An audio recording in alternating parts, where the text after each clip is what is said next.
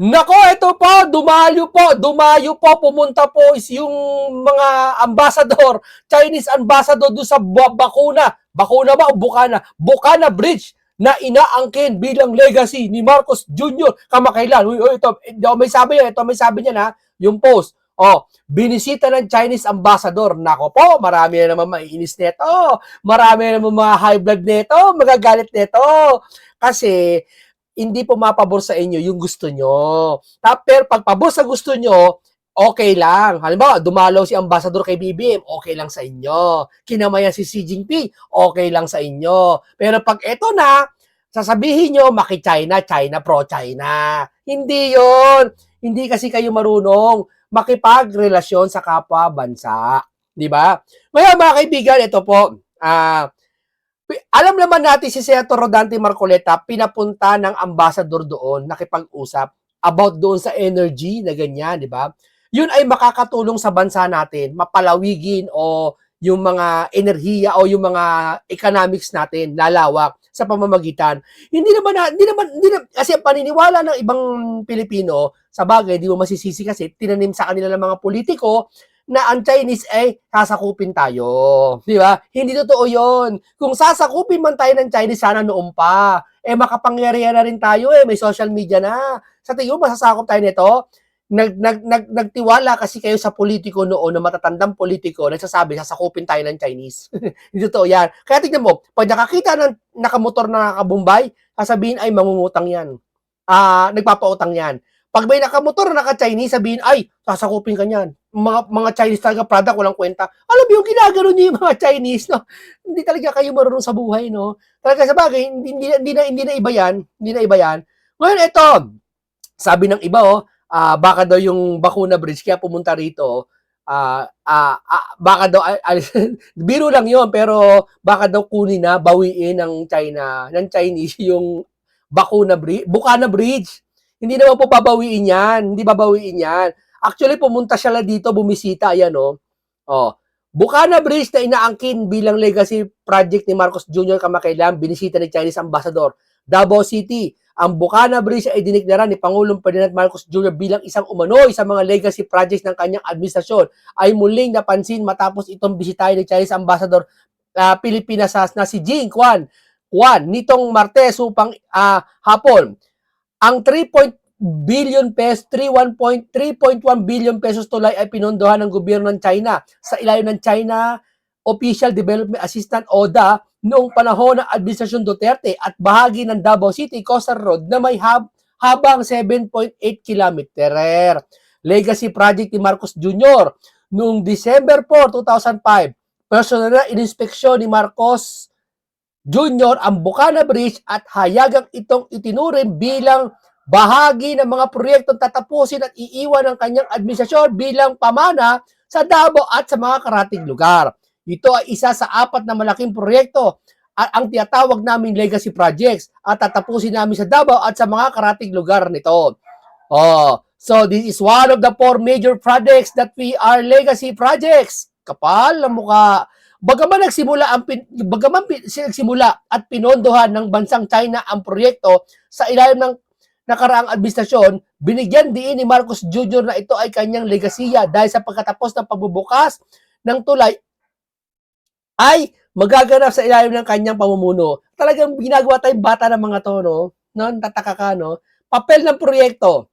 Ang Bukana Bridge ay nag-uugnay sa Barangay 76 Bukana Matina Aplaya. Inaasahan magpapabilis ang daloy ng trapiko, magpapagana sa congestion at magpapalakas ng aktibidad pang ekonomiya sa Davao City. Sa oras na ganap na ito ay ma-integrate sa Coastal Road Network. Ang pagbisita ni Ambassador Jing Quan ay muling naglatag ng visible role ng China sa proyekto ngayon inangkin bilang legacy project ng kasalukuyang administrasyon sa gitna ng mas malawak na usapan ukol sa foreign-funded infrastructure sa pamana at mga nagdaang pamahalaan.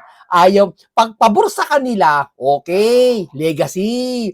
Kapag pabor sa mga Duterte at papabor ka lang Marcoleta, pro-China. Nak ng teteng naman. Diba? Sisindihan yung China. Sisindihan. Anong gagawin?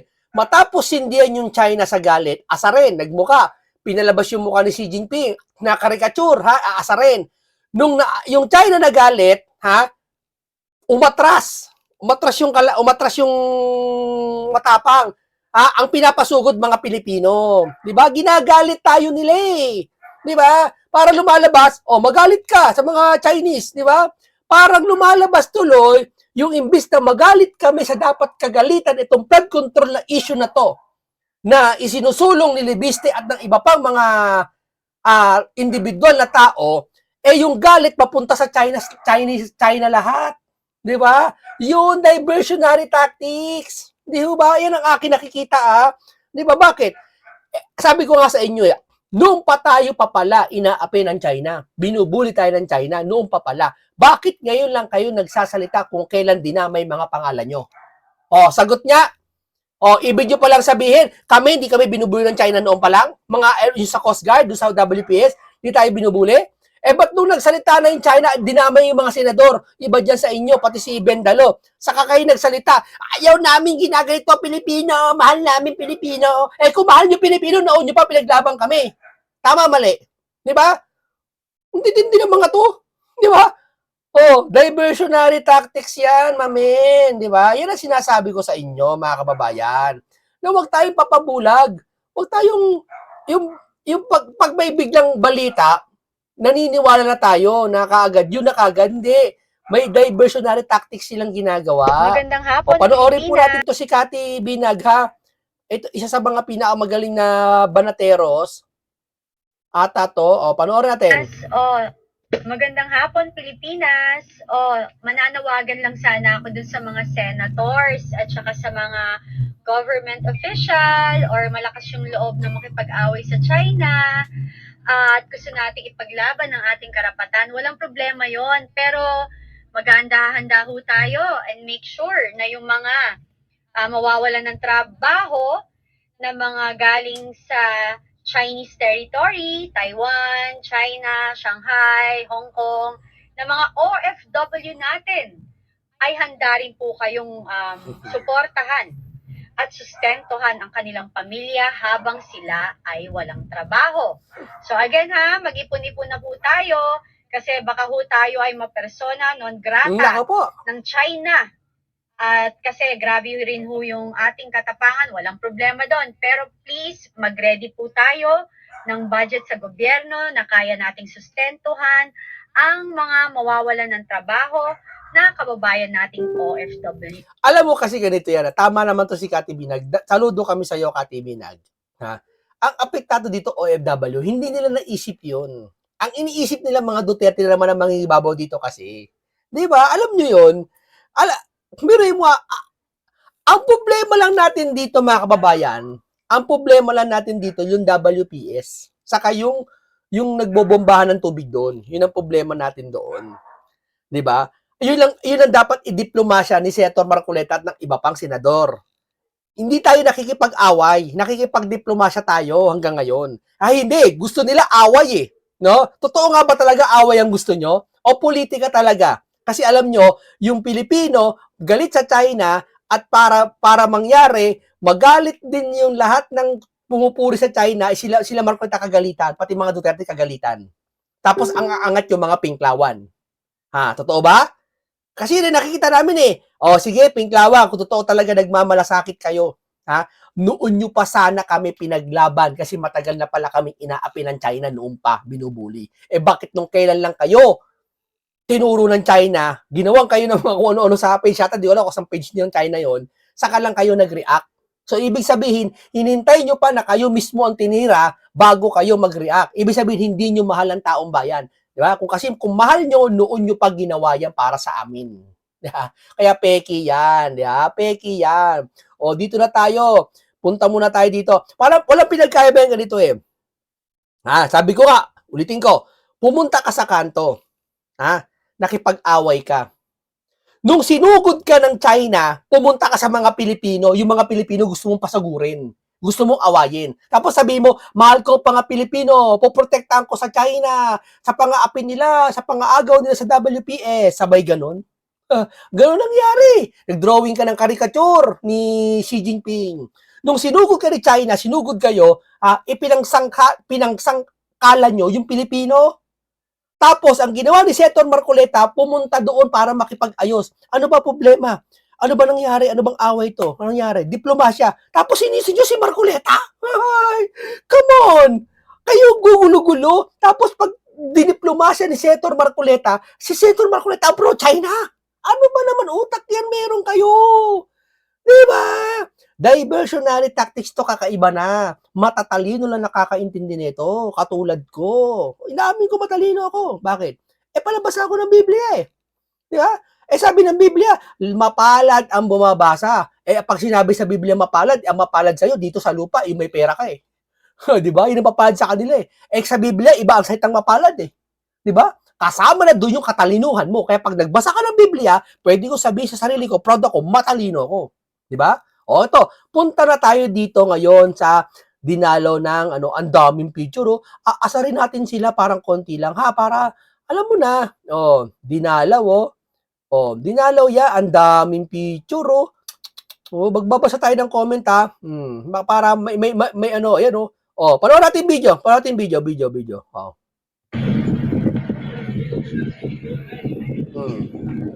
Galit sila. Mainit sa mata, puro Chinese naglalakad eh. Baka sabihin, sinasakop na tayo ng Chinese, ganyan. Pero pag puro kanoil naglalakad dyan, camera. Uy, pogi. Uy, guwapings. Uy, pilam. Uy, nagkakandara pa, gwapo. Pag hapon naman, dumalaw dyan, puro hapon, galing talaga ng mga hapon, ang galing ng mga hapon. Pag mga Kastila naman, ang galing ng mga Kastila, buenos dias mga senyoras. Buego, mga ganyan ka. Pero pag Chinese dumalaw, naku, hindi, sasakupin tayo. Yan kasi tinanim sa atin ng mga lumang politiko. Kung sinakop tayo, sana hanggang ngayon sinakop na tayo. Di ba? Hindi na uso sakupan ngayon. Tandaan nyo. Ha? Grabe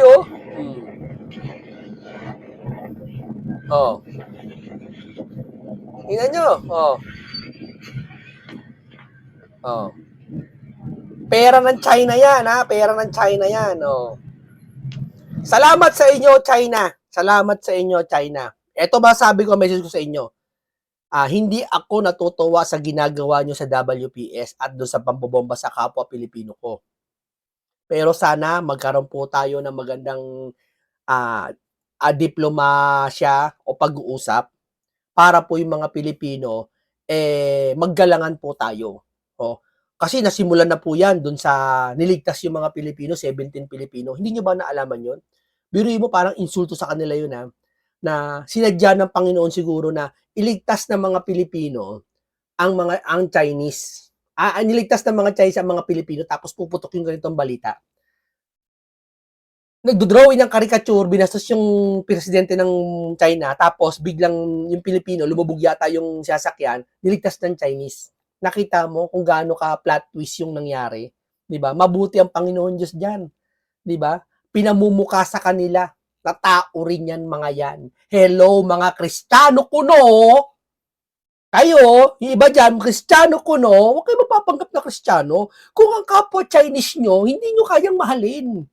Yung ginagawa nila, hindi natin kayang mahalin na nanakop, WPS kuno, sasakupin, galit tayo. Pero kung usapin pang tao na, nagsusulong kayo ng humanity, nagsusulong kayo ng mga ganyan, mahalin natin itong bilang Pilipino at mga Chinese, welcome natin sila. Kung gawan tayo ng masama, di tayo, saka tayo Tapos yung isa pa, si Tariela, sabi kasi ni Robin sa talumpati ni Robin, naaalala niyo, sabi ni Robin, dati niya, gusto ko, bakit di tayo bumili ng pambomba, mas malakas, bombay natin sila. Binanata ni Tariela, sabi ba't naman namin bubombahin yan? Hinanapan ng buta si Robin. Ang sabi ni Robin doon, ba't di nating gantian ng bomba? Walang sinabing, sila ay bombahin. Yung makikipag-anoin ka lang, parang daragan din. Diba? Ang gulo ng mga to, no? Tapos sinabi pa, lahat daw ng DDS, gusto bombahin yung ng tubig, yung Coast Guard ng China. May sinabi bang lahat ng DDS? Si Robin lang nagsabi noon. Si Robin ba lahat DDS si Robin? Pag si Robin ba nagsalita, DDS lahat nagsasalita? Ha? Sa inyo sa inyo kasi pag isa sa mga mataas na DDS nagsasalita, lahat 'yon DDS nagsasalita eh. Pero pag si Claire nagsasalita ng mali, sasabihin niyo hindi kay Pangulo 'yun. Si Claire lang nagsabi nun. Tama, mali. 'Di ba? Pag kayo ay hindi na papabor sa inyo, ayaw niyo na. Iiwas na kayo. 'Di ba? Tama, mali. Oh, ito oh. Wala akong nakikitang masama. Wala akong nakikitang masama. Bigyan mo nga ako, nakikita mo masama sa China? Wala akong nakikita masama. Bukod sa WPS na usapin na yan, at sa ano na yan, diplomasya yan, pero maliban sa mga relasyon natin, wala akong nakikita masama. Actually, ako may lahi akong Chinese eh. Oo. Ay, ano? Oh. Wala akong nakikitang masama dyan. Oh. Kala ko ba kay BBM to? Yun ang sinasabi ko sa'yo, naniwala ka si Kakad.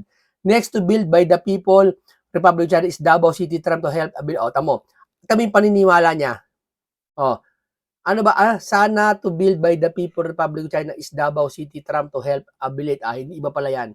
Dapat present si BBM dyan. Oh. Hindi pa pwede maging present si BBM dyan kasi nga, putok na yung balita na galit ang tao sa China. Hindi naman yung tao kusang nagalit sa China eh.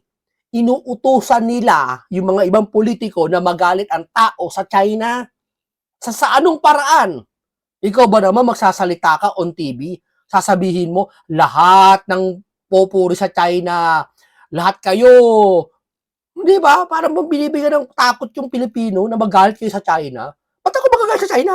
Magagalit ako dun sa WPS lang at yung mga Pilipinong binubomba dun sa Coast Guard. Mahal namin yung mga Coast Guard dun, yung mga Navy ba tawag doon? Nagbabantay karagatan. Mahal namin yun.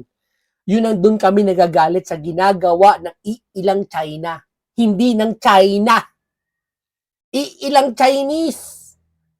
Kasi binubuli tayo ng China. Ibig mo sabihin, pati yung mangingisda doon sa Beijing, binubuli ka? Dinadamay mo lahat. Di ba? Anong balita ng China? Ilang mga Pilipino, binuli tayo. Pero pag tayo, China, binuli tayo. Nilahat mo, buong bansa, binuli ka. Kawawa naman ang China. Unfair ka naman. Di ba? Nakukuha nyo punto ko? Di ba mga kasama? Nakukuha nyo? Oh. Ito pa. Iinggitin natin sila mga kaibigan na si Senator Rodante Marcoleta kasi po, mga kaibigan, mga kasama, inimbitahan po siya, Rodante Marcoleta. Yan. Search natin ha. Okay. Inimbitahan po siya dito. Alam niyo naman to, di ba? Kina-capture ito ng mga galit kay Marcoleta, pinopost. Sabi niya, ito, pinapakita yung picture, ito katibayan. Binenta na daw yung bahagi ng lupa sa Pilipinas, Republic of the Philippines daw, China. Yan ang utak nila, tinanim sa kanila ng mga politiko. Yan ang tinanim sa kanila. Samantalang, ang tinatanim sa atin ng katotohanan, hindi yan. Ito ang katotohanan. Ayan Senator Dante Marcoleta outline key priorities aim at improving Philippines-China relation stability, expanding economic cooperation, energy transition, managing maritime disputes, and advising green and technology-driven investments. Yan ang ayaw nilang mangyari kay Senator Marcoleta. Pababain ng kuryente ng dahil sa China. Bakit? Baka pumogi si Senator Marcoleta, lahat ng tao, iboto siya bilang Vice President, wag mangyayari yun. Ayaw na ayaw nila na mangyari yun na maging Vice President si Senator Rodante Marcoleta. Ganyan po.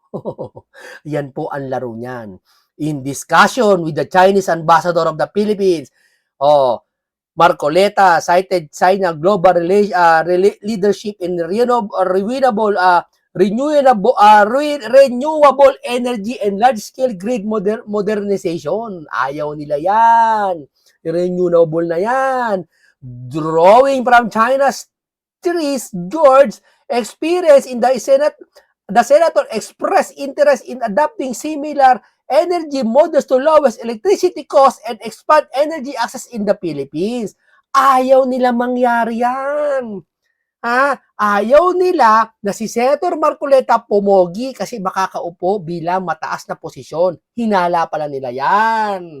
At pangalawa, alam nila, ikabubuti ng bansa yung gagawin ng isang senador. Baliwala na sa kanila kahit ikabuti ng bansa yan. Basta wag lang makaupo si Senator Marcoleta. Ang tawag dyan, napopolitika siya. Totoo, hindi mga kaibigan. Lagay nyo nga dyan kung totoo, hindi sinasabi ko. Di ba? Ayan malinaw na tinawag po siya dyan, hindi si Marcoleta nakipagsapitan, tinawag po siya dyan. Di ba ang ganda tignan? Walang away. China, Amerika, lahat ng bansa walang away. Magkakabati lahat. Magkakabati. Sabi niya di ba sabi niya awayin ka na kamag-anak mo, wag ng kapitbahay mo. Kasi yung kamag-anak mo, maiintindihan ka Yung kapitbahay mo, hindi ka maintindihan Dahil isang araw, pag nasunugan ka sa bahay mo, kaaway mo lahat ng kapitbahay mo, pababayaan niya masunog bahay mo. Ay, sama ng ugali niyan, dapat lang yan, masunog ang bahay. Ayaw mo manakawan niya, sama ng ugali niyan. Di ba? Pero kung mahal mo kapitbahay mo, kahit wala ka 1 taon sa bahay mo, pagbalik mo, walang damo sa bahay mo. Bakit? Binunutan ng kapitbahay mo yung damo sa harapan mo. Bakit? Dahil ganun kanya kamahal.